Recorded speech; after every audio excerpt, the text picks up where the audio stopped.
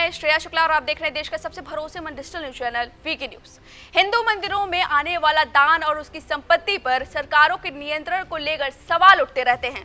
हिंदूवादी संगठन ये समय समय पर मांग करते रहते हैं कि जैसे बाकी धर्म स्थलों पर सरकारी नियंत्रण नहीं होता, वैसे ही हिंदू धर्म स्थलों को भी सरकारी नियंत्रण से मुक्त किया जाए। लेकिन ये मांग अभी पूरी नहीं हुई है और हिंदू मंदिरों से संपत्ति की लूट की खबरें आए दिन सामने आती रहती हैं।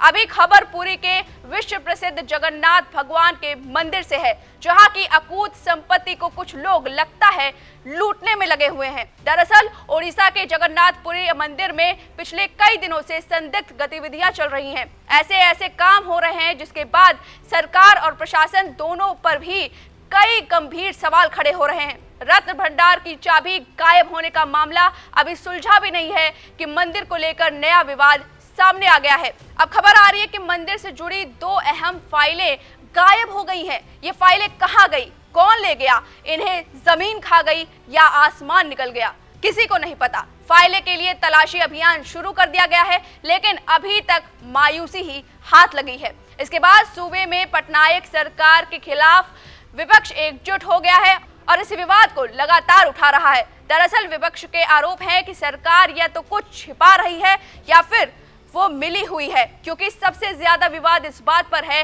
कि सरकार ने रत्न भंडार की चाबी मामले में न्यायिक जांच के आदेश तो दिए, इसकी जांच भी हुई और जांच कमेटी की ओर से 324 पन्नों की एक विस्तृत रिपोर्ट भी पेश की गई। तो फिर सरकार ने इस रिपोर्ट को सार्वजनिक क्यों नहीं किया?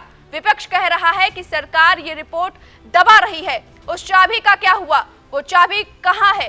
कब तक रत्न भंडार खुल पाएगा? किसी को कोई अंदाजा नहीं है।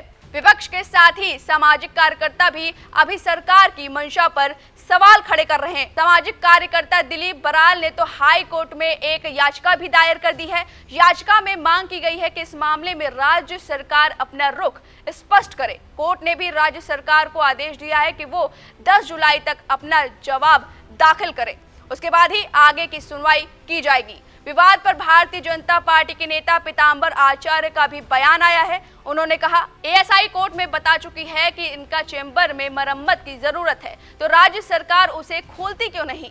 अब तो लोग भी पूछने लगे हैं कि रत्न भंडार में जो कीमती गहने रखे हैं वो सुरक्षित है भी या नहीं। आपको बता दें कि 4 अप्रैल 2018 को रत्न भंडार को खोलने की कोशिश की गई थी। एएसआई की पूरी टीम मौके पर थी, लेकिन तब चाबी ही नहीं मिली। ऐसे में रत्न भंडार को खोला नहीं जा सका था। उसके बाद से ही बंद है और इस पर जमकर विवाद हो रहा है। सवाल इसलिए भी उठ रहे हैं कि मरम्मत के काम के लिए रत्न भंडार का तुरंत खुलना जरूरी है, तो फिर सरकार क्यों खोल नहीं रही है?